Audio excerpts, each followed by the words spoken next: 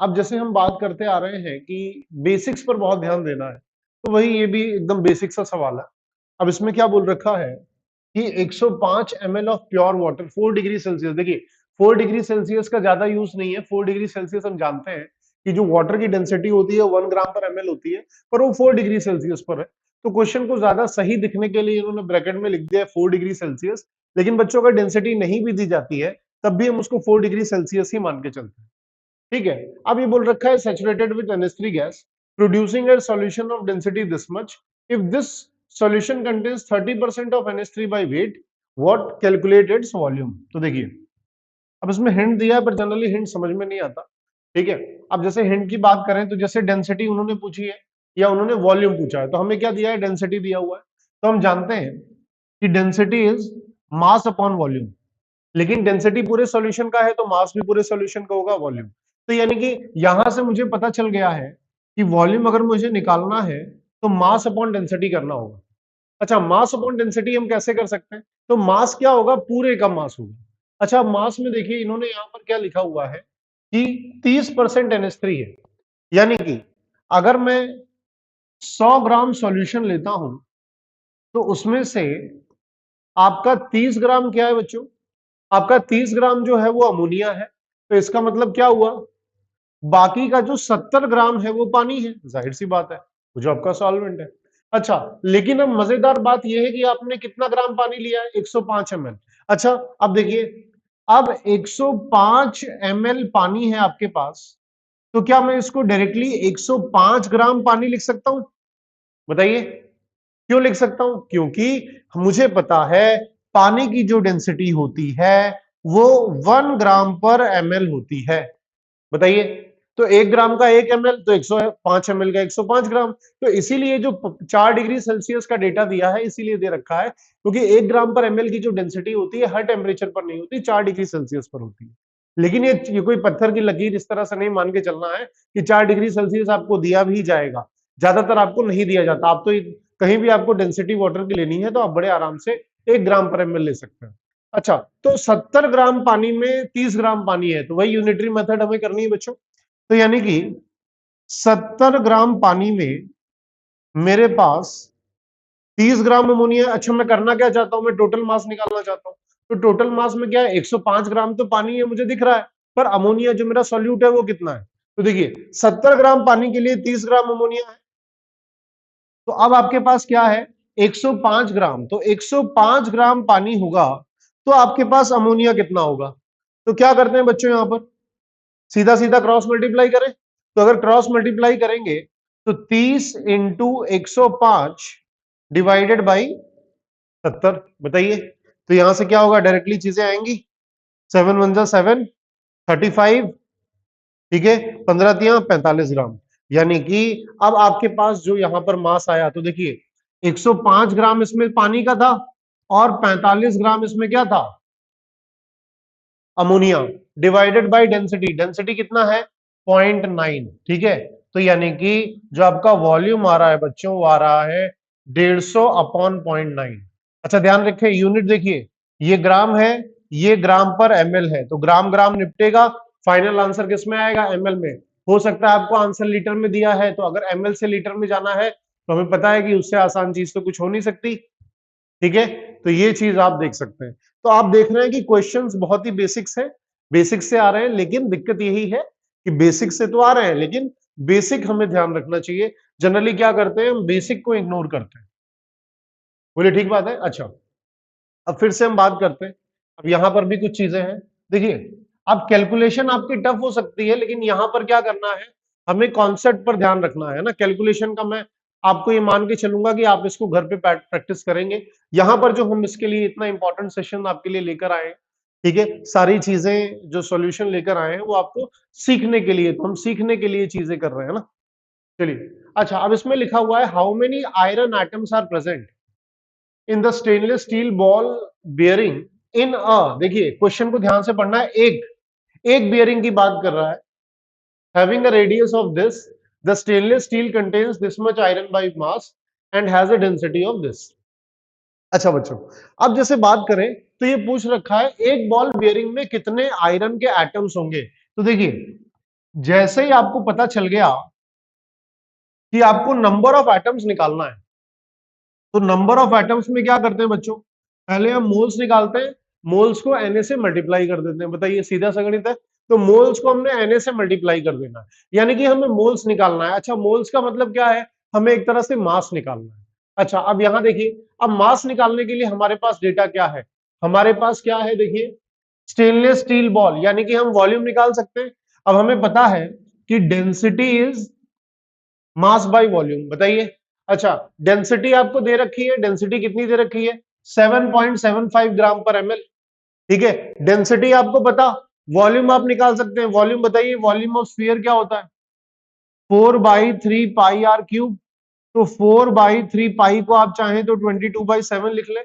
अच्छा, 0.1 इंच हम सेंटीमीटर में डेटा खेलते हैं, क्योंकि 1 ml बराबर 1 सेंटीमीटर क्यूब होता है। ठीक है, तो 2.54 यानी कि 0.254 का होल क्यूब। ठीक है बच्चों, तो यानी कि आपको डेंसिटी पता, आपको मास पता, फिर जैसे ही यहां से क्या आ जाएगा आपके पास, यहां से आपके पास मास आ जाएगा। तो जैसे ही आपके पास मास आएगा, तो आप क्या कर सकते हैं, ठीक है, अब उसका, पर ये जो मास आएगा आपके पास, यहां से जो मास आएगा, वो बॉल बियरिंग का मास होगा। यहां से जो मास आया, ठीक है, जैसे कि अगर हम देखें तो मास क्या आएगा बताइए, यहां से जो मास आया, जो इसका वॉल्यूम आया, ठीक है, वो आया डेंसिटी इंटू वॉल्यूम। ठीक है, तो ये मास किसका आया, ये मास आया बॉल बियरिंग का। लेकिन ये आपको ये मास नहीं पूछा है। ठीक है, अब आपको पूछा है कि कितने एटम्स है आयरन के, तो ये बोल रखा है आयरन के तो उसमें से 85.6% है, यानी जितना भी उसका मास होगा, ठीक है, जो बॉल बियरिंग का मास होगा, उसका 85.6% उतना आयरन है। बताइए, बात समझ में आ रही है। ठीक है, तो यानी कि यहां से आपके पास क्या आ जाएगा, मास ऑफ आयरन आ जाएगा। तो यहां से मास ऑफ बॉल निकालेंगे आप, ठीक है, उसको फिर हम इतने परसेंट करके मास ऑफ आयरन निकाल देंगे। तो जैसे ही हमारे पास मास ऑफ आयरन आएगा, तो हम मोल्स निकाल लेंगे, mass of iron divide by 56, और नंबर ऑफ एटम्स यानी कि हम उसमें Na से मल्टीप्लाई कर देंगे, तो हमें क्या मिल जाएगा बच्चों, हमें मिल जाएगा नंबर ऑफ एटम्स। बताइए, ठीक बात है। तो कैलकुलेशन यहां पर रफली मैं आपके ऊपर छोड़ रहा हूं, जो प्रोसेस है वो मैंने आपको बहुत अच्छे से एक्सप्लेन कर दिया है। हाँ, अब यहां पर बच्चों बात देखें नेक्स्ट क्वेश्चन की। तो अगर नेक्स्ट क्वेश्चन अगर हम देखें, तो how many litres of liquid CCl4 must be contain must be measured out to contain these many molecules. अब देखिए, अब यहां पर क्या बोल रखा है, वॉल्यूम पूछ रखा है, डेंसिटी दिया हुआ है, और दीज मेनी मोल्स। तो देखिए, अब हम जानते हैं कि density is mass upon volume. ठीक है, तो हमें वॉल्यूम तो क्या रखा है, वॉल्यूम तो पूछ रखा है। अब मास अगर हमें निकालना है, और डेंसिटी आपको क्या है, डेंसिटी दिया गया है, यानी कि हमें मास निकालना है। तो आप जानते हैं कि मोल्स के फॉर्मूले में मास आता है। ठीक है, तो अगर मैं इसका मोल्स निकालना चाहूं, तो सबसे पहले मैं क्या करता हूं, मोल्स ऑफ CCl4। अच्छा, मोल्स ऑफ CCl4 निकालना, कैसे निकालेंगे, यहां देखिए क्वांटिटी गिवन है, अब मास नहीं गिवन है। तो आपको पता है जब क्वांटिटी दी जाती है तो क्या, कैसे मोल्स निकालते हैं, given quantity divide by Avogadro number. ठीक है, तो गिवन क्वांटिटी कितनी है, 10⁵ और एवोगैड्रो नंबर कितना है, 6 × 10⁻23। यानी ये आपके पास क्या है, ये CCl4 के मोल्स आ गए। अच्छा, ये CCl4 के मोल्स आ गए, तो हम क्या कर सकते हैं, इसका मास निकाल सकते हैं। बताइए, ठीक है, तो अगर इसका हम मास निकालें, तो यानी कि मास ऑफ CCl4, अब आप जानते हैं कि क्या होता है, भाई मोल्स को मोलर मास से मल्टीप्लाई कर देते हैं ना, मास का क्या होता है, मोल्स इनटू मोलर मास। ठीक है, तो 10⁻²⁴ इंटू मोलर मास। CCl4 का मोलर मास कितना होगा बताइए, 2Cl का 71, 71 इंटू 2 142, 142 प्लस 12, 142 प्लस 12 कितना होगा बताइए, 154। ठीक है, तो 154 हुआ। तो यानी कि अगर हम देखें, तो यहां पर क्या करना है, हमें वॉल्यूम निकालना है। तो देखिए, इसको रफली अगर हम देखें तो कितना हो जाएगा, 6 2 12 34। ठीक है, तो रफली अगर देखें 6 6 36 होता है, 25 मान लेते हैं। ठीक है, तो ये लगभग आपका कितना आ रहा है, आपका 2500 ml आ रहा है, मतलब ये 2500 आ, बोलिए ठीक बात है। ये कितना आया, ये आपका मास आया है।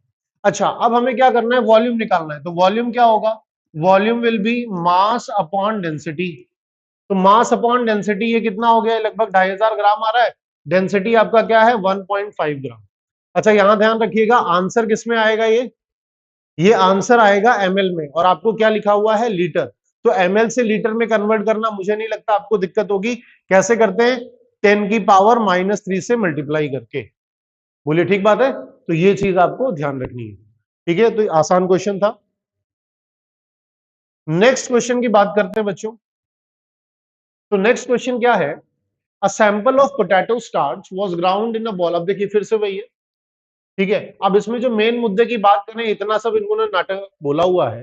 तो इन्होंने बोला पोटैटो स्टार्च का एक सैंपल है, उस पोटैटो स्टार्च के सैंपल को इन्होंने एनालाइज किया, तो उसमें 0.086% फॉस्फोरस निकला है। ठीक है, अब बोल रखा है each molecule contains 1 atom of phosphorus, कि हर एक मॉलिक्यूल में सिर्फ एक ही फॉस्फोरस का एटम है। What is the molecular weight of the material. ठीक है, तो बस ये तो सिंपल सा परसेंटेज है। अच्छा, इस बार क्या है कि हमारे पास जो कंप्यूटर है वो ये जो हमारे पास एटम है, वो जो आपका कंपाउंड है वो अदृश्य है, इनविजिबल है। ठीक है, मिस्टर इंडिया टाइप है। तो यानी कि हमें कंपाउंड दिख नहीं रहा, तो हमें दिख नहीं रहा, तो हमें पता नहीं है कि एक कंपाउंड में कितना फास्फोरस होगा। लेकिन यहां पर क्या किया है बच्चों, यहां पर इन्होंने बता दिया है कितना होगा। ठीक है, एक ही है। तो यानी परसेंटेज ऑफ फास्फोरस, तो परसेंटेज ऑफ फास्फोरस ये बच्चों कितना दिया है, 0.086। ठीक है, तो ये 0.086% है। तो क्या कैसे निकालते थे भैया, एटॉमिक मास लिखते हैं into atomicity divided by molecular mass into 100 is equals to 0.086, है ना। ऐसे आपने भर भर के सवाल सॉल्व किए हैं। फास्फोरस का एटॉमिक मास 31, एटॉमिसिटी 1 है, मॉलिक्यूलर मास यहां से बड़ी आसानी से आ जाएगा। ठीक है, यहीं पर आपको पूछा हुआ है। बोलिए ठीक बात है। चलिए आगे बढ़ते हैं। अच्छा, अब ये भी सवाल देखते हैं। अब ये सवाल क्या कह रहा है, the dot at the end of this sentence has a mass of about 1 microgram.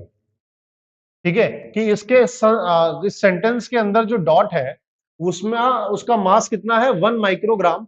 और सवाल बड़ा लाडला है, इन्होंने माइक्रोग्राम भी बता दिया है।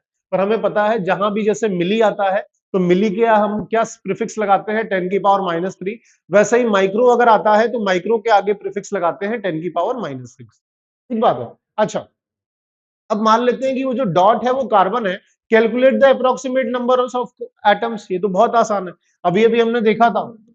तो अगर हमें नंबर ऑफ एटम्स निकालना हो बच्चों, तो क्या करते हैं, सबसे पहले मोल्स निकालते हैं। भाई केमिस्ट्री में बिना मोल निकाले हम कुछ कर सकते हैं क्या, नहीं कर सकते। मोल्स आ जाएगा, फिर उसको Na से मल्टीप्लाई कर देंगे तो नंबर आ जाएगा। तो बताइए क्या है, कितना मास दिया था आपको, 1 माइक्रोग्राम। तो मोल्स क्या होता है, मास अपॉन मोलर मास, पर मास किस में लिखते हैं, ग्राम्स में। तो 10⁻⁻6 ग्राम डिवाइडेड बाई 12 ग्राम पर मोल इंटू Na। बोलिए, अब इसमें भी कुछ दिक्कत है, नहीं है। 10⁻⁻6 इंटू 6 इंटू 10⁻23 डिवाइडेड बाई 12। ठीक है, तो इससे आसान चीज तो मुझे नहीं लगता हो सकती है। 1/2 यानी कि 0.5 इंटू 10⁻17। ठीक है, तो आपके पास इतने एटम्स होंगे। बोलिए नेक्स्ट क्वेश्चन देखते हैं बच्चों। अच्छा, ये भी काफी फेमस और काफी पॉपुलर प्रोफाइल है, डाइल्यूशन। ठीक है, तो डाइल्यूशन का जो कॉन्सेप्ट होता है बच्चों, तो चाहे दुनिया का कोई सा भी सवाल हो, अगर वो डाइल्यूशन से रिलेटेड है, तो सिर्फ एक ही फंडे पर बेस्ड होता है। किस फंडे पर बेस्ड होता है, कि भाई आपने पानी मिलाया। ठीक है, तो जो सॉल्यूट आपके पास पहले से था, जितने मोल्स आपके पास सॉल्यूट पहले से थे, उतने ही मोल्स तो, क्योंकि आप पानी मिला रहे हैं, आप सॉल्यूट को तो अंदर बाहर कर नहीं रहे।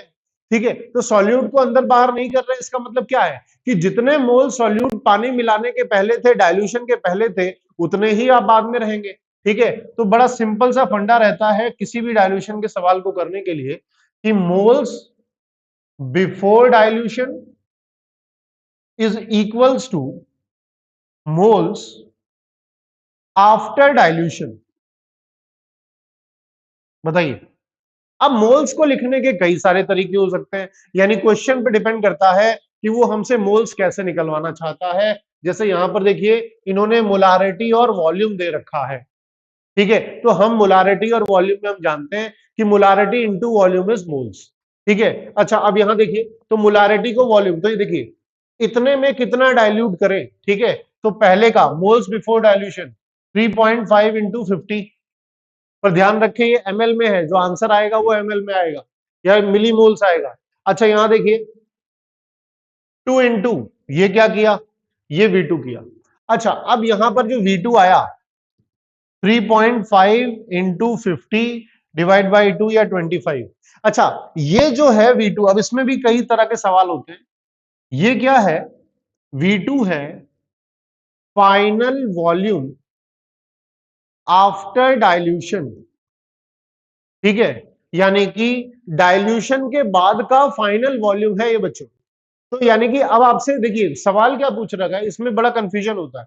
सवाल ये पूछ रखा है to what volume the solution must be diluted, मतलब सॉल्यूशन के किस वॉल्यूम तक उसको डाइल्यूट करें ताकि उसकी जो मोलारिटी है वो 3.5 से घटकर 2 मोलर हो जाए। आप बहुत अच्छे से जानते हैं कि जब आप पानी मिलाएंगे तो वॉल्यूम बढ़ेगा और molarity is inversely proportional to volume है, तो वॉल्यूम बढ़ेगा तो आपका मोलारिटी क्या होगी, डिक्रीज होगी।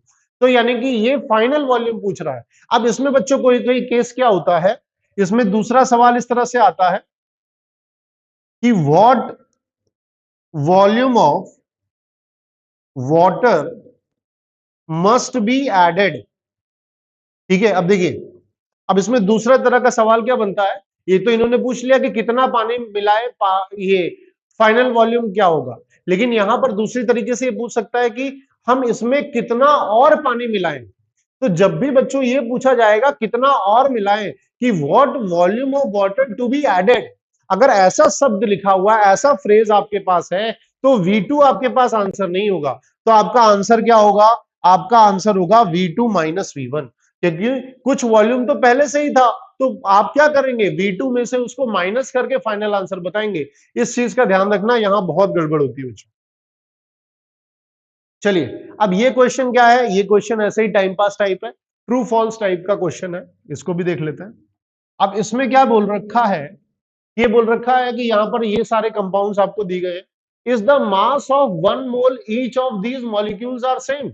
नहीं भाई, 1 मोल मॉलिक्यूल का मास का मतलब क्या हुआ, मोलर मास। क्या सबके मोलर मास क्या सेम है, नहीं बिल्कुल नहीं। यानी कि ये तो क्या है, ये तो बहुत ही वाहियात बात है, गलत हो गया ये तो, क्योंकि यहां तो क्या है 32 इंटू 8 हो गया, ये 32 इंटू 6 है, 32 इंटू 4 है।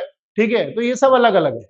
नेक्स्ट अगर देखें, is the number of molecules in 1 mole of each of these molecules are same। बिल्कुल, यहां पर क्या है, सारे मॉलिक्यूल्स हैं, तो अगर मोल सेम है तो हमें पता है 1 मोल होगा तो Na मॉलिक्यूल, 2 मोल होगा तो 2Na मॉलिक्यूल, 3 मोल होगा तो 3Na मॉलिक्यूल। तो अगर किसी के मोल सेम है तो नंबर ऑफ मॉलिक्यूल सेम ही होंगे, यानी कि ये क्या है, ये आपको सही बात बोल रहे हैं। दूसरा क्या है बच्चों, is the mass of sulphur in 1 mole of each of these molecules are same. बिल्कुल नहीं, ये तो गलत बात हो गया। 1 मोल में इसमें क्या है 32 इंटू 8 है, इसमें 32 इंटू 6 है, इसमें 32 है, तो ये भी क्या हो गया, ये गलत स्टेटमेंट हो गया। नेक्स्ट अगर बात करें, is the number of atoms of sulphur in 1 mole of each of these molecules are same. नहीं भाई, एक मॉलिक्यूल में जब सल्फर एटम्स अलग अलग है, 8 6 1, ठीक है, तो बाकी सब में कैसे सेम हो सकते हैं। ठीक है, तो 1 मोल में भी अलग अलग होंगे, यानी कि ये भी क्या हो गया, ये भी आपका गलत स्टेटमेंट हो गया। ठीक है, अच्छा अब ये क्वेश्चन पढ़ते हैं बच्चों। अब ये क्या कहना चाह रहा है, अच्छा ये क्या है, ये पाउंड्स में जो वजन है वो पाउंड्स में दिया गया है, तो उसमें आपको ऐसा कोई घबराना नहीं है, हाय तौबा नहीं मचाना। ये क्या हो गया, देखिए क्योंकि उससे फर्क नहीं पड़ेगा, वो दोनों साइड कैंसल आउट हो जाएगा, तो फाइनल आंसर पर कोई फर्क नहीं पड़ेगा। तो इसी तरह से कोई आप नयापन देखें तो नएपन से घबराए नहीं, है ना, वो सबके लिए नया है, इस तरह से मान के चले। ठीक है, अब 2 मिनरल्स कंटेन्स कॉपर, है ना, कॉपर के 2 मिनरल हैं, बहुत ही फेमस है ये। What mass of Cu2s with contain the same mass of this. अब ये पूछ रखा है कि Cu2s का कितना मास होगा जो 125 पाउंड जो कॉपर ये CuFeS2 है उसमें होगा। तो सबसे पहले हम ये निकालते हैं। अब देखिए, अब इसमें साफ साफ बोल रखा है the same mass of copper as contained in this, यानी कि जितना इसमें कॉपर है और जितना इसमें कॉपर है वो सेम है।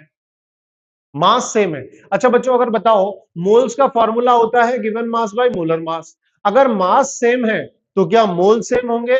जी बिल्कुल, कोई दिक्कत ही नहीं है। तो मैं क्या करता हूं, मैं सबसे पहले कॉपर के मोल्स निकालता हूं इस कंपाउंड से।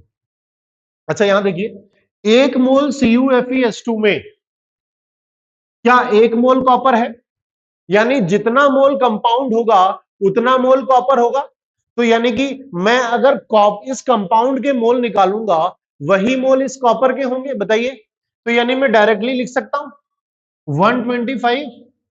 बताइए, अब इसका जो ये मोलर मास आता है, ठीक है, अब इसका अब मोलर मास आता है, मान लेते हैं कि 162 या इसके आसपास होता है, ठीक है, एक बार के लिए मान लेते हैं, बाकी आप निकाल भी सकते हो, ठीक है। तो आप जैसे निकालोगे तो कितना आएगा, इसका 63.5, इसका 56 और इसका हो गया 64, ठीक है।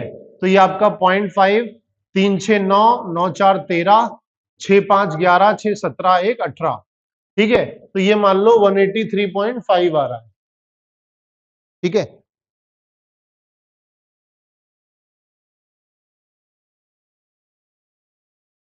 तो बच्चों जैसा कि आप देख रहे हैं ये 183.5 है, ठीक है। तो इसको आप चाहें तो 183.5 लिख दें या 184 लिख दें, ठीक है। तो मान लो ये 184 मैंने लिख दिया। ये आपका पाउंड्स में है क्योंकि फाइनल आंसर भी आपको पाउंड्स में पूछा है, तो इसलिए उसका कोई फर्क नहीं पड़ता। लेकिन आप जानते हैं कि अगर आपको कन्वर्ट करना है तो 1 पाउंड लगभग कितना होता है, ये 450 या 455 ग्राम के आसपास होता है, ठीक है। तो देखिए, अब कहने का क्या मतलब है कि इतने मोल कॉपर इसमें है, क्या क्या किया हमने, जितना मोल कंपाउंड है उतना मोल कॉपर है, क्योंकि कॉपर का एटॉमिसिटी क्या है, 1 है। अच्छा, तो इतने ही मोल कॉपर इसमें होंगे, यानी कि अगर मैं Cu2S की बात करूं, ठीक है, तो भी इतने मोल ही कंपाउंड होंगे, बताइए, है ना। तो यानी कि मैं यहां पर भी, पर यहां क्या दिक्कत है बच्चों, यहां पर यह दिक्कत है कि यहां पर एक मोल कंपाउंड में एक मोल कॉपर था, यहां पर ऐसा नहीं है, यहां पर एक मोल कंपाउंड में 2 मोल कॉपर है। यानी कि 2 मोल कॉपर से 1 मोल Cu2S बनेगा। क्योंकि दिक्कत क्या है बच्चों, आपको कॉपर का मास नहीं पूछा है, आपको पूछा है व्हाट मास ऑफ Cu2S। तो Cu2S का मास पूछा है तो Cu2S के मोल्स आपको बताने पड़ेंगे। तो 2 मोल कॉपर मिलकर 1 मोल Cu2S बन रहा है, ठीक है। तो यानी कि अब आपका 1 मोल, तो आपके पास कितना है, आपके पास कितना कॉपर है बताइए, आपके पास है 125/84।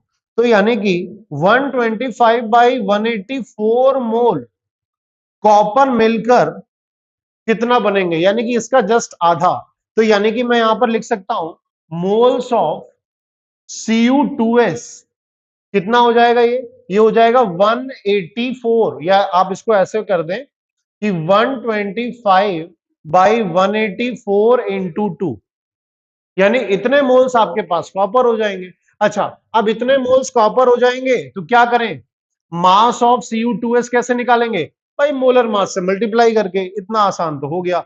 तो यानी 125/184 इंटू 2, और इसका मास कितना होगा भाई 63.5 इंटू 2, ठीक है, प्लस प्लस कितना 32, तो ये कितना हो जाएगा, ठीक है।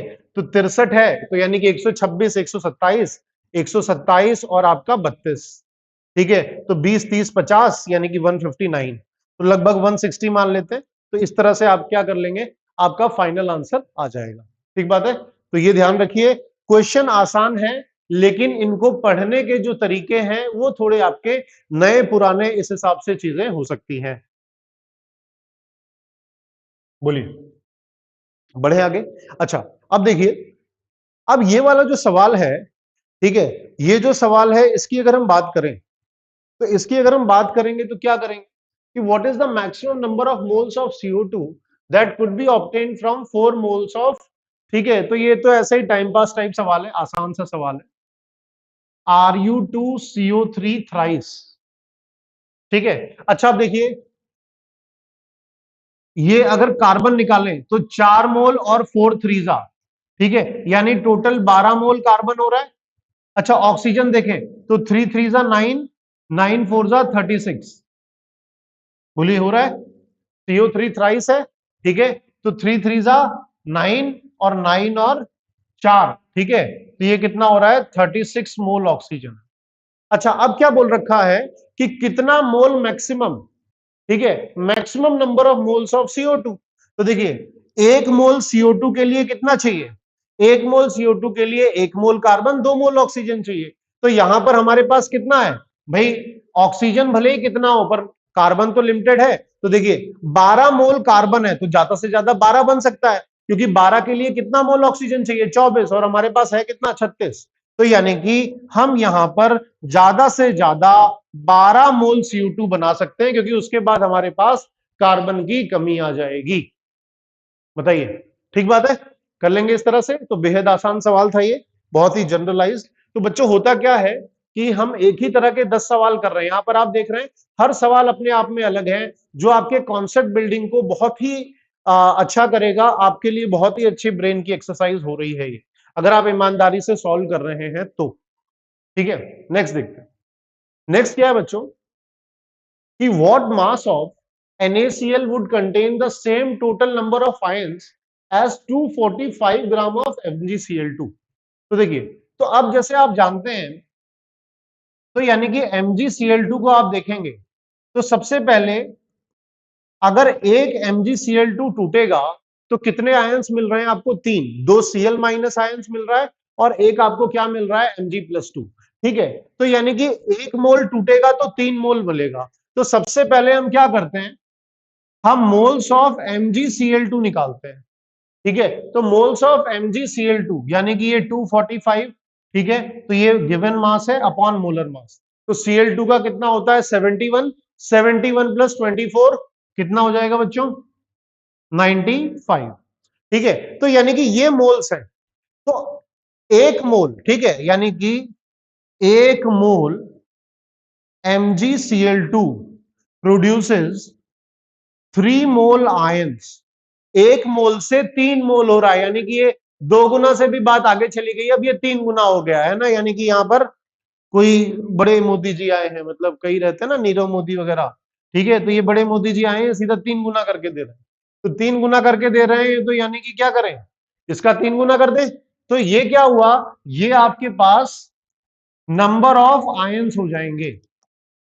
ठीक है, अच्छा, नंबर ऑफ आयंस निकालने के लिए तो इंटू Na करना पड़ेगा, पर उसकी जरूरत नहीं है क्योंकि यहां पर भी, ठीक है, तो यानी कि इसके 3 मोल्स हो गए, ये 3 गुना।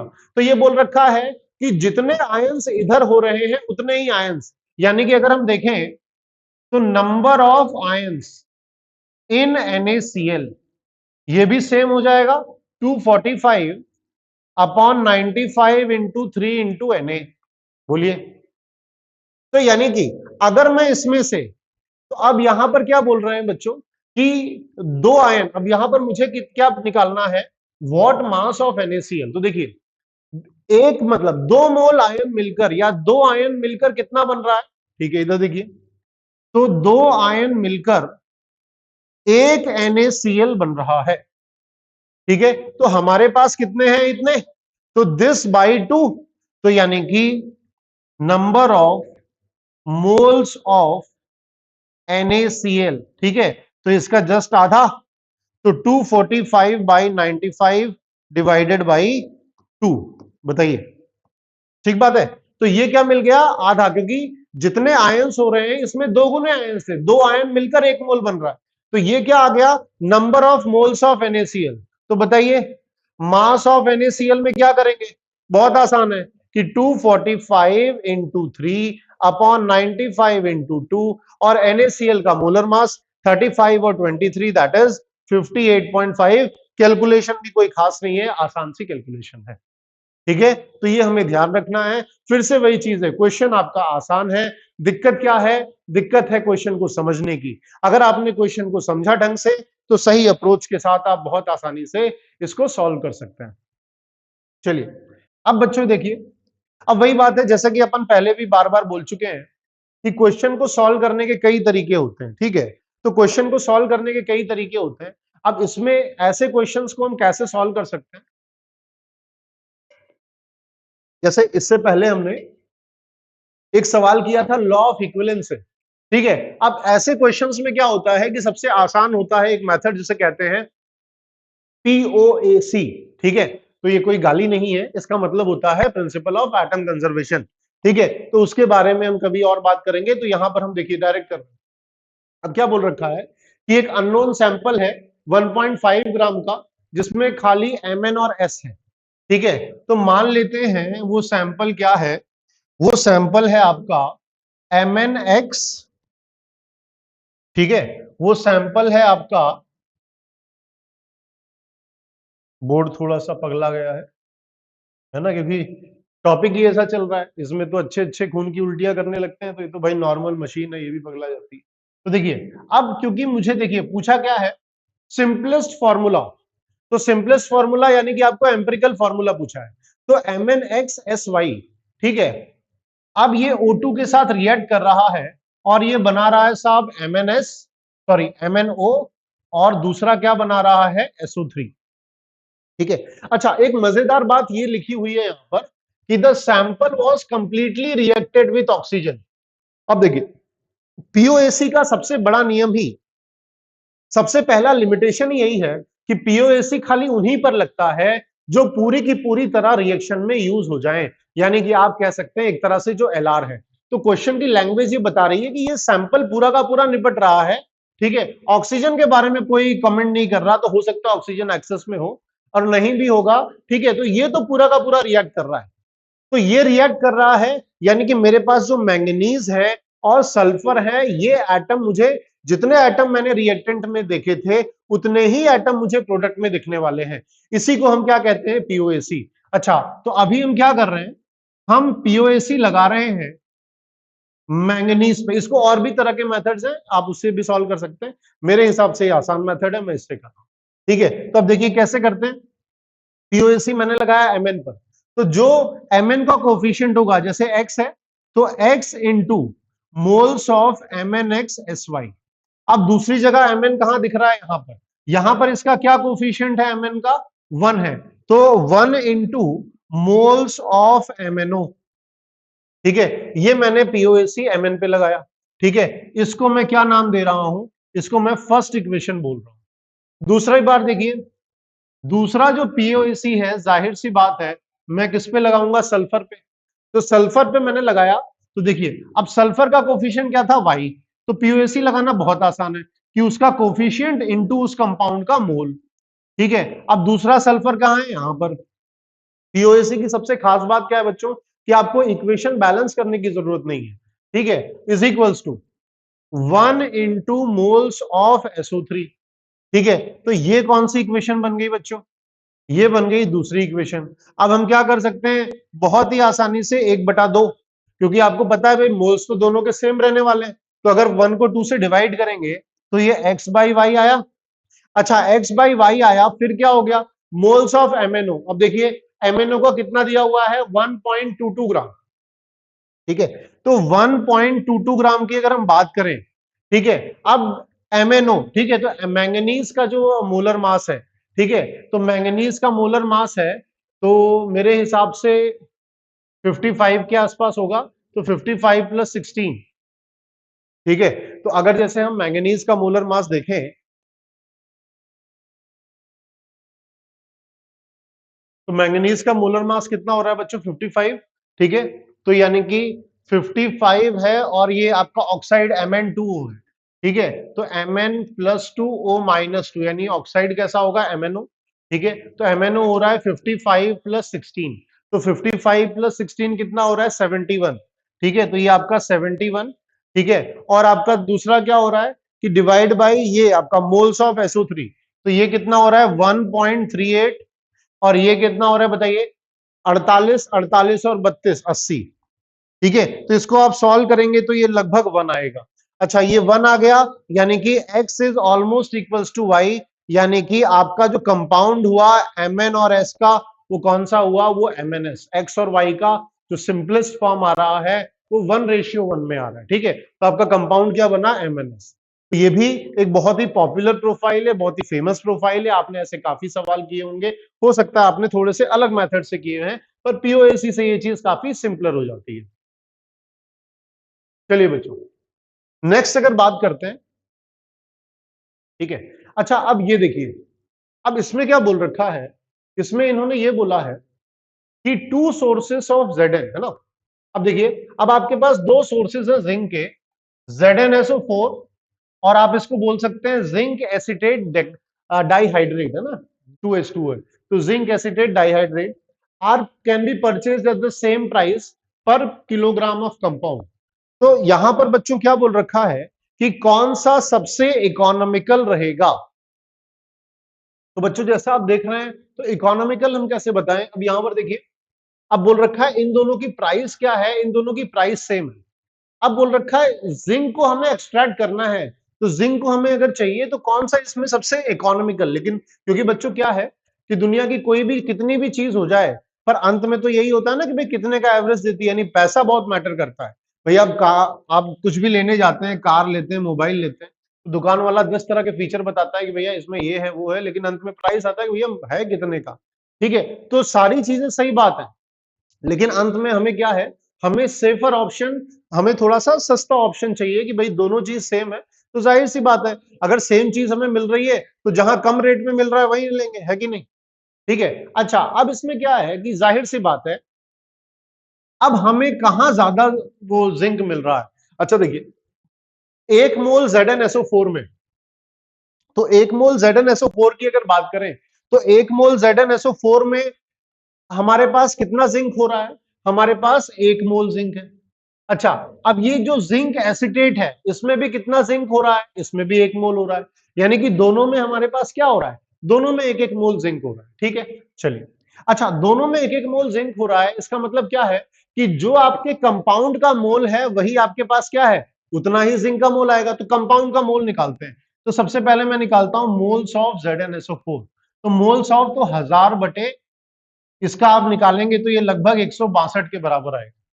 अच्छा, फिर मैं यहां पर दूसरा ये जिंक एसिटेट, ठीक है, तो जिंक एसिटेट वाले का निकालता हूं। तो यहां पर है तो दोनों 1 किलोग्राम आप ले रहे हैं, लेकिन इसको आप निकालेंगे तो ये मेरे ख्याल से ये 220 के आसपास आएगा। अच्छा, अब जैसे अगर हम इसकी बात करें, तो अब आपको देख के पड़ रहा है कि भाई दोनों में 1-1 मोल में 1-1 मोल जिंक मिलेगा। अच्छा देखिए, अब किसका डिनोमिनेटर छोटा है, या आप कहें कहां पर ज्यादा मोल मिल सकता है, तो ये रहा, बताइए। इसका डिनोमिनेटर, भाई न्यूमरेटर तो दोनों का सेम है, तो यानी कि ZnSO4 का मोलर मास कम है। तो यानी कि बिना पेन उठाए ही हमें पता चल गया, जो पहले पार्ट का ऑप्शन था कि which is most economical source. तो यानी कि ZnSO4 का 1 किलोग्राम का सैंपल हमें ज्यादा मात्रा में जिंक देगा as compare to zinc acetate का। ठीक बात है, तो यहां तक तो हमें चीजें पता चल गई, लेकिन अब उसने एक और चीजें पूछी है कि भाई हाउ मच। ठीक है, जैसे होता है ना हाउ लॉन्ग, तो भैया वैसे है हाउ मच, कितना। ठीक है, तो अब जैसे यहां पर हम बात करें, तो अब कितने से है, तो सबसे पहले अब ये मोल्स है, तो हम क्या करते हैं, मास ऑफ जिंक निकालते हैं।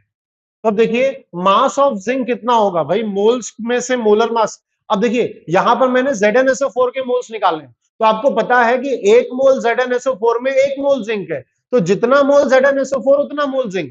तो यानी कि मास ऑफ ZnSO4 कितना हो गया, 1000/162 इंटू 65। बोलिए ठीक बात है। अच्छा, फिर यहां से जो मोल्स ऑफ जिंक आया, तो यहां से जो मोल्स ऑफ जिंक आया वो 1000/220 इंटू 65 है ना। ये मतलब मोल्स नहीं, हम तो डायरेक्ट क्या लिख रहे हैं, हम मास लिख रहे हैं। बोलिए ठीक बात है। तो अब यहां से क्या आएगा बच्चों, यहां से हमारे पास दोनों के मास आ जाएंगे। तो जाहिर सी बात है कि कहां पर हमें ज्यादा मास मिल रहा था, ठीक है, यहां पे हमें लगभग 400 ग्राम के आसपास मिलेगा। यहां पर आप सॉल्व करेंगे तो ये 295 ग्राम के आसपास आएगा। ठीक है, तो यानी कि अगर आप यहां पर देखेंगे तो उसमें से होगा क्या, उसमें से होगा ये कि भाई यहां पर हमें ज्यादा मात्रा में जिंक मिल रही थी, हम पहले ही जान रहे थे, तो इसीलिए चीपर ऑप्शन है।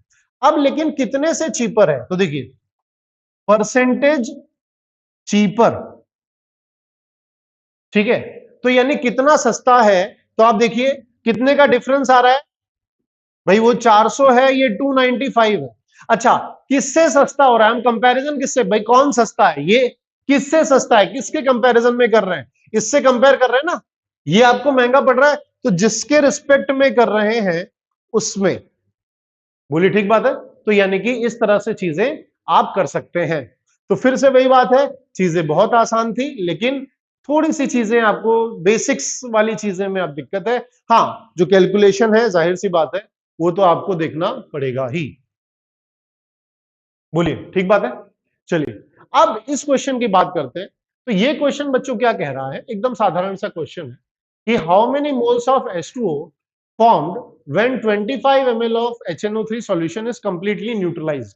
अच्छा देखिए, अब आप जानते हैं कि एसिड बेस रिएक्शन क्या होते हैं, न्यूट्रलाइजेशन रिएक्शन होता है। कंप्लीटली न्यूट्रलाइज का मतलब ये है कि पूरा का पूरा एसिड जो है वो बेस के साथ रिएक्ट कर रहा है।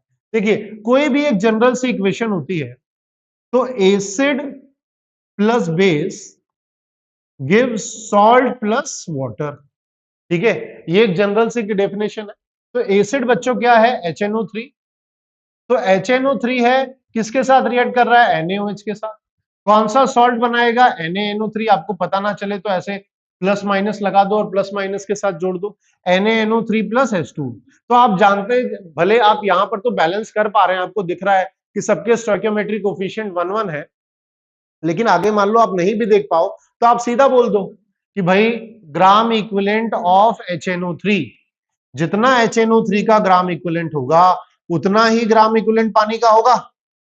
या आप ऐसे बोल दे, बैलेंस भी दिख रहा है, बैलेंस से भी आपको पता चल रहा है जितने मोल्स HNO3 के हैं उतने ही मोल्स H2O के होंगे। आप पढ़िए कि जब 1 मोल HNO3 1 मोल एसिड 1 मोल बेस के साथ रिएक्ट करेगा तो 1 मोल सॉल्ट और 1 मोल पानी मिलेगा, ठीक है। यानी कि जितना मोल एसिड उतना मोल पानी, इस कंडीशन के हिसाब से।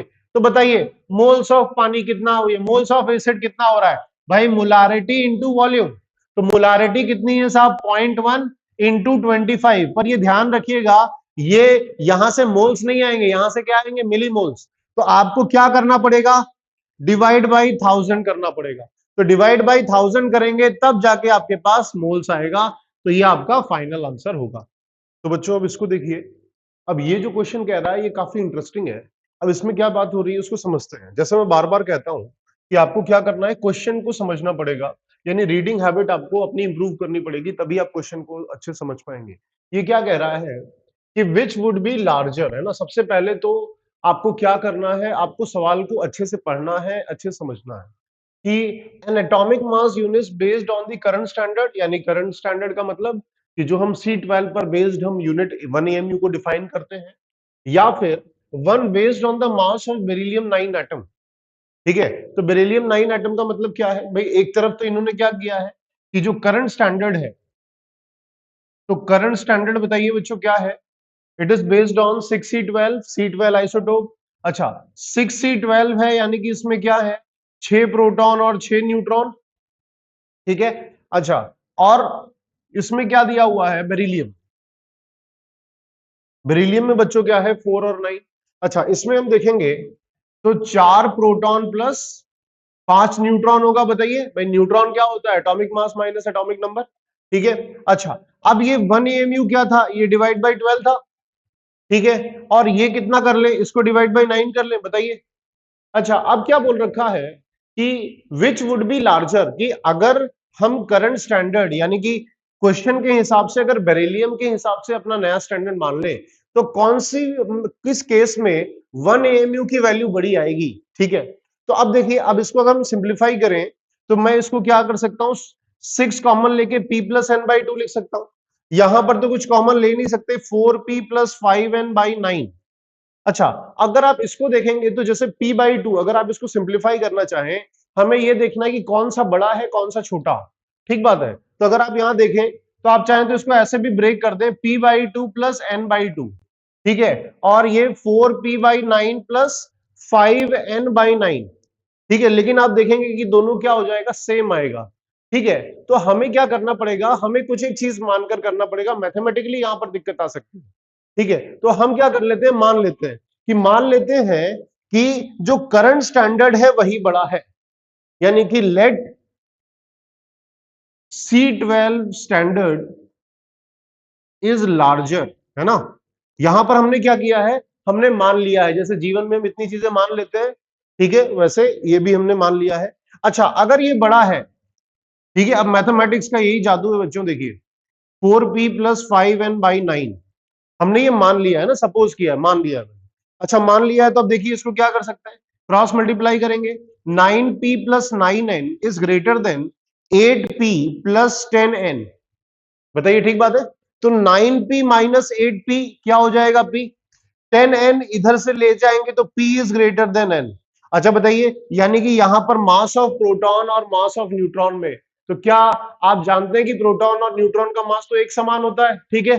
तो यानी कि ये चीज क्या हो गई, गलत हो गई।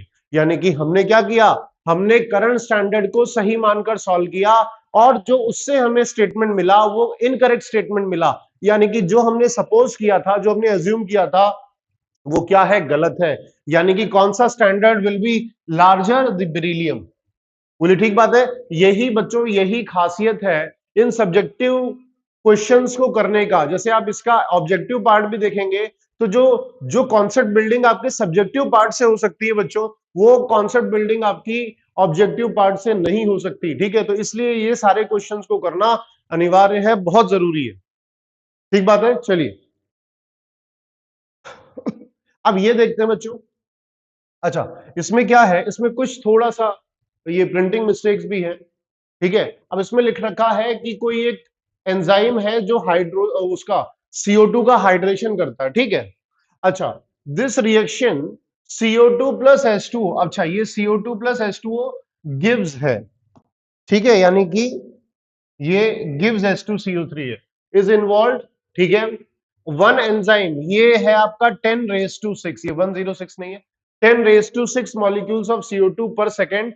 How many kg of CO2 hydrated, ठीक है। अब देखिए, अब क्या बोल रखा है कि एक कोई एंजाइम है, वो क्या करता है, वो एक CO2 मॉलिक्यूल को हाइड्रेट करता है।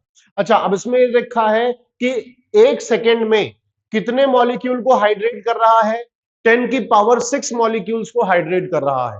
अच्छा, फिर आपसे क्या पूछा कि अगर ऐसा है तो बताओ कितने CO2 को वो क्या कर चुका होगा, हाइड्रेट कर चुका होगा। उसका मास आपको पूछा हुआ है 1 लीटर बाई, ठीक है, इन 1 आवर। अच्छा, अब यहां पर देखिए, अब आपके पास ये चीज है, बताइए। अच्छा, अगर ये चीज है, इसका मतलब क्या है, इसका मतलब ये होता है कि भाई 1 लीटर में इतने मोल्स हैं। अच्छा, इत्तेफाक से देखिए यहां पर 1 लीटर ही दिया हुआ है, ठीक है। तो आप चाहें तो molarity is equals to moles upon volume use कर ले। तो देखिए मोलारिटी 1 × 10⁻⁻⁻⁶ है, वॉल्यूम 1 है, तो मोल्स भी सेम आ गए, ठीक है। तो यानी कि सबसे पहले हम ये निकालते हैं कि आपके पास मोल्स, एंजाइम के मोल्स कितने हैं। तो मोल्स ऑफ एंजाइम बताइए कितने हो गए, 10⁻⁻⁶। अच्छा, एक एंजाइम कितने CO2 को हाइड्रेट कर रहा है, 10⁻⁶ मॉलिक्यूल्स को हाइड्रेट कर रहा है पर सेकेंड, है ना। और हमसे किसमें पूछा है बच्चों, हमसे पूछा है 1 घंटे में, ठीक है। तो यानी कि यहां मैं लिख रहा हूं molecules of CO2 hydrated in 1 hour. बताइए ठीक बात है। तो यानी कि अगर इसकी हम बात करें तो 1 सेकेंड में कर रहा था 10⁶, ठीक है। तो 1 घंटे में कितना करेगा, 3600। भाई 1 घंटे में 3600 सेकेंड्स होते हैं, तो 3600 इंटू 10⁶। अच्छा, अब इसमें यह है कि भाई एक मॉलिक्यूल इतने को कर रहा था, हमारे पास कितने मॉलिक्यूल्स हैं, दीज मेनी मोल्स, ठीक है। तो यानी कि अगर मैं टोटल बताऊं आपको, ठीक है, तो यानी कि यहां से देखिए, तो नंबर ऑफ मॉलिक्यूल्स, इसी में मैं Na का मल्टीप्लाई कर दूं, और Na क्या, इंटू 10⁻⁻⁶, ठीक है। तो इंटू 10⁻⁻⁶ क्या है, 10⁻⁻⁶ मोल्स था ना, ये मोल, ठीक है।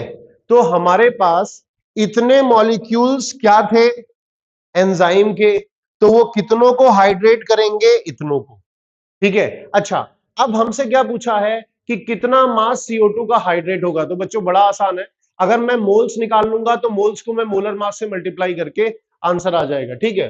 तो यानी कि यहां पर अगर आप देखेंगे, तो यानी कि मोल्स की वैल्यू क्या आती है, given quantity upon Avogadro number. बताइए, ठीक है, कि भाई जब आपको क्वांटिटी, आपके पास यहां क्वांटिटी है, तो quantity divide by Avogadro number, तो कितना हो जाएगा बताइए, 10⁻⁶ -6 निपटेगा, तो 3600 into Na divide by Na, ठीक है, तो इतने मोल जा रहे हैं, ठीक है, तो यानी कि मोल्स ऑफ CO2 हाइड्रेटेड, इतने मोल CO2 हाइड्रेट हो रहा है बच्चों, ठीक है। तो अब देखिए, आप जानते हैं मास ऑफ CO2 कितना हो जाएगा, 3600 इंटू 44, जो उसका मोलर मास है। पर यहां ध्यान रखिएगा, आंसर ग्राम में आएगा, इसमें इस किताब में जो आंसर दिया हुआ है वो गलत है, एग्जैक्ट आंसर इसी से आएगा, ठीक है। अगर आपको यहां पर केजी में पूछा गया है, तो मास ऑफ CO2 केजी में बच्चों कितना हो जाएगा, तो 1 ग्राम इज 10 की पावर -3, तो यहां पर क्या कर दें, डिवाइड बाई 1000 केजी कर देंगे, ठीक है। तो देख लेना, हो सकता है इसका आंसर आपके इसमें आरसीएम में गलत दिया हुआ। बोलिए ठीक बात है। तो ये सब अच्छे सवाल हैं, कॉन्सेप्चुअल सवाल हैं। चलिए नेक्स्ट की बात करते हैं बच्चों। नेक्स्ट अगर बात करें, तो एक आपका कंपाउंड है, एक्स अननोन है, इसमें बोल रखा है इतना परसेंट ब्रोमीन है, ठीक है, what is the value of x. तो देखिए, अब आपके पास परसेंटेज ब्रोमीन दिया हुआ है, तो परसेंटेज हम जानते हैं क्या करते हैं, atomic mass into atomicity divide by molecular mass into 100, ठीक है। अब देखिए, अब परसेंटेज बी आर कितना दिया हुआ है आपको, 52.92, एटॉमिक मास बी आर का 81, एटॉमिसिटी दिख रहा है आपको, कितनी एटॉमिसिटी है बी आर की, जिसका परसेंटेज है उसकी एटॉमिसिटी 1, मॉलिक्यूलर मास नहीं पता, इंटू 100, बोलिए तो मॉलिक्यूलर मास कितना आ जाएगा, ठीक है, 81 इंटू 100 डिवाइडेड बाई 52। अच्छा, अब देखिए यहां पर क्या है, यहां पर हम रफ कैलकुलेशन करेंगे। अब रफ कैलकुलेशन से आंसर किस तरह से, देखिए, तो ये 2 टाइम जाएगा, तो मोलर मास लगभग कितना आ रहा है, 162, या आप मान सकते हैं क्योंकि ये आंसर एक्चुअल क्या होगा, 2 से कम होगा, ठीक है, तो 162 की जगह हम चाहे तो क्या लिख सकते हैं, हम 160 भी लिख सकते हैं, समझ रहे हैं, क्योंकि यहां पर 52 इंटू 2 थोड़ी होगा, 2 से कम आंसर आएगा ना, ठीक है। तो यानी कि रफली मैं सॉल्व करके बता रहा हूं। अच्छा, मोलर मास, तो आपके पास कंपाउंड क्या था, KBROX, के का कितना है 39, ये 81 प्लस 16x इज लगभग इक्वल्स टू 160, ठीक है, तो 80 और ये कितना हो जाएगा 40, 120, तो 16x इज इक्वल्स टू, ये कितना हो जाएगा 80 40 120, तो ये हुआ 40, तो 4 4 जा 4 10 जा, ठीक है, x इज इक्वल्स टू 10/4 बोल दीजिए, या 5/2 यानी कि 2.5, पर लेकिन ये ध्यान रखना ये हमारा लेसर साइड आएगा, तो यहां पर जाहिर सी बात है जो x की वैल्यू है वो डेसिमल में तो होगी नहीं, ठीक है, तो वो इंटीजर में रहेगी, क्योंकि हमें पता है हम जो यहां पर कर रहे थे, तो आंसर क्या होगा 2.5 से लेसर आएगा, तो 2.5 से लेसर आएगा और इंटीजर रखना है, तो जाहिर सी बात है आंसर कितना होगा 2। चलिए नेक्स्ट अगर देखिए बच्चों, नेक्स्ट क्या है कि radium disintegrates at an average rate of this, ठीक बात है कि रेडियम है, अल्फा पार्टिकल है, तो इतने मिनट ये डिसइंटीग्रेट होगा, each alpha particle takes up 2 electrons from the air and form a neutral helium atom, ठीक है, यानी कि हर एक अल्फा पार्टिकल क्या कर रहा है, एक हीलियम एटम बना रहा है। After 420 days helium gas collected was this, ठीक है, measured and this at this, ठीक है। अब देखो, अब क्या है कि हमें एवोगेड्रो कांस्टेंट पूछा है, अब देखो एवोगेड्रो कांस्टेंट पूछा है, जाहिर सी बात है मैं रटा हुआ रहता है, तो हम क्या करेंगे, देखिए यहां से आपको दिख रहा है कि यहां से आपको टेम्परेचर दिया है, प्रेशर दिया है, ठीक है, वॉल्यूम दी है, तो सबसे पहले क्या कर सकते हैं, हम मोल्स निकाल सकते हैं हीलियम गैस के, ठीक है, क्यों, क्योंकि हम यहां से पार्टिकल्स भी निकाल सकते हैं, तो सबसे पहले मोल्स निकालते हैं, तो मोल्स कैसे निकालेंगे बताइए, PV/RT से। अच्छा, P कितना होगा 750 mmHg दिया हुआ है, तो कैसे निकालते हैं 750/760, ठीक है, वॉल्यूम हम लीटर में लेते हैं, तो 0.5 डिवाइडेड बाई 1000, बोलिए, ठीक है। अब R की वैल्यू होती है 1/12, तो 12 ऊपर, टेम्परेचर हम हमेशा किस में लिखते हैं, केल्विन में, ठीक है, तो टेम्परेचर ये रहा साहब, यानी कि यहां से क्या आ जाएगा, यहां से आपके मोल्स ऑफ हीलियम आ जाएंगे। अब देखिए कैसे करना, कैसे, अच्छा मोल्स ऑफ हीलियम आ गए, पर आपके हीलियम के कितने पार्टिकल यानी हीलियम के एटम्स कितने हैं वो भी आप निकाल सकते हैं, कैसे निकाल सकते हैं, देखिए हीलियम क्या बोल रखा है कि रेडियम इतना अल्फा पार्टिकल पर मिनट डिसइंटीग्रेट कर रहा है, ठीक है, 1 मिनट में इतना कर रहा है, अच्छा, अब यहां पर क्या बोल रखा है कि ईच अल्फा पार्टिकल, और हर एक अल्फा पार्टिकल कितना हीलियम दे रहा है, एक। लेकिन वो क्या है, ये 1 सेकेंड का है ना, ये किसकी बात कर रही है, एक, सॉरी, पर मिनट की बात हो रही है यहां पर।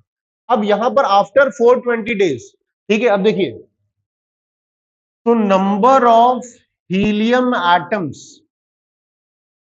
ठीक है, तो अब हीलियम किससे बन रहा है, अल्फा पार्टिकल से। कितने अल्फा पार्टिकल निकल रहे हैं, देखिए 2.24 इंटू 10 की पावर 13, इतने अल्फा पार्टिकल निकल रहे हैं। चलिए, अच्छा, इतने अल्फा पार्टिकल निकल रहे हैं 1 मिनट में, लेकिन आपको कितने दिन बाद निकालना है बताइए, आपको तो 420 दिन बाद निकालना है।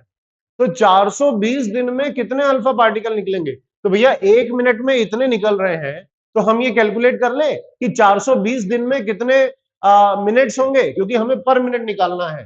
तो भैया एक एक दिन में कितने घंटे होते हैं बताओ, एक दिन में 24 घंटे, ठीक है, और 1 घंटे में 60 मिनट। तो यानी कि एक दिन में इतने मिनट हो गए, और कितने दिन है हमारे पास, 420, बताइए। तो यानी कि इतने हमारे पास क्या आ जाएंगे, इतने हमारे पास नंबर ऑफ हीलियम एटम्स आ जाएंगे, ठीक है। तो यानी कि अब हम जानते हैं मोल्स का फॉर्मूला।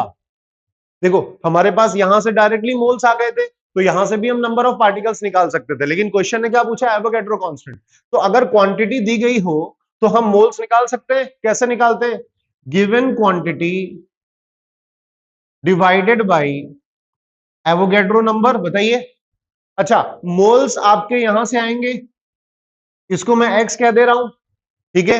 एक्स की वैल्यू आपको पता, देखो बच्चों, गणित आपको लगाना है, यहां पर हम किस लिए हैं, आपको कॉन्सेप्ट सिखाने के लिए।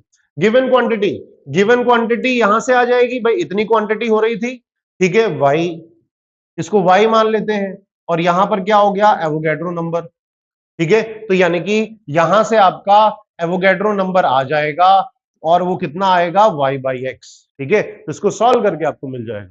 तो ये भी क्वेश्चन था जो आपके कॉन्सेप्ट बिल्डिंग के लिए, ठीक है। तो कॉन्सेप्ट बिल्डिंग के लिए बहुत बेहतरीन सवाल है।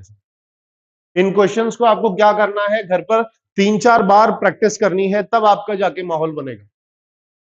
अब देखिए, अब यहां पर देखिए, if the value of Avogadro's number is this, value of Boltzmann constant is this, then the significant digits in the calculation of universal gas constant. अब आप जानते हैं कि हम केटीजी में पढ़ते हैं कि R/Na क्या होता है, के होता है, ठीक है। तो R आपका यूनिवर्सल गैस कांस्टेंट है, तो यूनिवर्सल गैस कांस्टेंट क्या आया एक्चुअल में, Na इंटू के, यानी कि it is a result of multiplication of Avogadro number into Boltzmann constant, ठीक है। अच्छा बताइए, एवोगैड्रो में कितना सिग्निफिकेंट डिजिट है, 4, ठीक है। बोल्ट्जमैन में कितना है, 4। तो यानी कि इसमें भी 4 सिग्निफिकेंट डिजिट्स हैं, इसमें भी 4 सिग्निफिकेंट डिजिट्स हैं। तो यानी कि जो आपका मल्टीप्लीकेशन आएगा, यानी कि जो कि आपका ये है यूनिवर्सल गैस कांस्टेंट, इसमें भी कितना होगा, इसमें भी 4। भाई अगर दो लोग को मल्टीप्लाई कर रहे हैं, दोनों में 4-4 सिग्निफिकेंट फिगर्स हैं, तो जो रिजल्टेंट है उसमें भी 4 सिग्निफिकेंट फिगर्स होंगे, ठीक है। चलिए, अब देखिए बच्चों, अब ये है, ये डायरेक्ट आपका डाइबोरेन का पॉपुलर रिएक्शन है, ठीक है। अब इसमें क्या है, रिएक्शंस भी आपको ध्यान रखनी है, खास करके एडवांस पॉइंट ऑफ व्यू से, ठीक है। हालांकि इतनी ऐसी चीजें आने की प्रोबेबिलिटी कम रहती है, लेकिन तो भी आ जाता है। अब इसमें क्या बोल रखा है, 3 मोल्स ऑफ डाइबोरेन, ठीक है। अच्छा बच्चों, एक और चीज समझना कि भाई जो एडवांस के पीवाईक्यू है ना, वो तो आपको रटे हुए ही होने चाहिए, ठीक है। वो आपको एकदम रटे हुए होने चाहिए, खास करके इनऑर्गेनिक वगैरह के, क्योंकि मोल कॉन्सेप्ट में भी, वैसे तो है ये मोल कॉन्सेप्ट का सवाल, लेकिन मोल कॉन्सेप्ट में फर्जी है, मतलब मोल कॉन्सेप्ट इसमें नाम मात्र का है, मेनली ये इनऑर्गेनिक का सवाल हो गया। तो इन्होंने क्या कर दिया, इन्होंने दो केमिस्ट्री, इनऑर्गेनिक और फिजिकल को क्लब कर दिया है ना, तो ध्यान रखना है। डाइबोरेन, ठीक है, तो डाइबोरेन किसके साथ रिएक्ट करा रहे हो आप, मिथेनॉल के साथ, ठीक है। तो आपका क्या बनता है यहां पर, ठीक है, यहां पर आपका ट्राइमिथॉक्सी बोरेट है ना, क्या बोलते हैं इसको, ट्राइमिथॉक्सी बोरेट है ना, पॉपुलर रिएक्शन है, ठीक है। और इसमें क्या होता है, हाइड्रोजन गैस रिलीज होती है, ठीक है। अब देखिए, अब आपको दिख रहा है यहाँ 2 बोरोन है, 2, ठीक है, 3 और ये 2, 6 हो रहा है, यहां 6 कर दें और यहां भी 6 कर दें, ठीक है। अच्छा, मजेदार बात यह है कि इसमें आप बिना इसको लिखे ही, मतलब इत्तेफाक से, जरूरी नहीं कि हर बार वो सही हो जाए, पर इत्तेफाक से वैसे भी आपका आंसर आ सकता है। कैसे? अब भाई ये आपने बैलेंस इक्वेशन लिख दी एक बार के लिए, मान लेते हैं, ठीक है। अच्छा, अब बैलेंस इक्वेशन लिख दी, फिर तो डायरेक्ट मोल मोल एनालिसिस है। क्या है mole mole analysis? Moles of diborane by 1 is equals to moles of the compound, यानी वही ट्राई इथॉक्सी, यही पूछ रखा है ना कि बोरॉन कंटेनिंग प्रोडक्ट, तो बोरॉन कंटेनिंग प्रोडक्ट ये है, ठीक है, डिवाइड बाई 2। तो कितने मोल्स है इसके? 3, ठीक है। तो यानी कि moles of boron containing compound is 3 into 2 6।